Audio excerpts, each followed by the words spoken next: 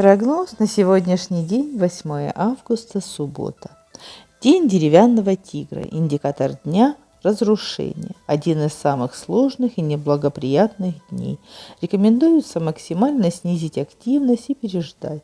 Любые начинания рискуют обернуться полным фиаско, а решение привести к серьезным потерям.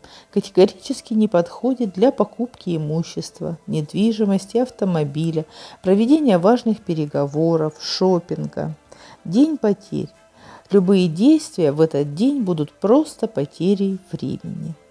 Лучшая стратегия – бездействие. Переждать этот день, берегите себя и свое имущество.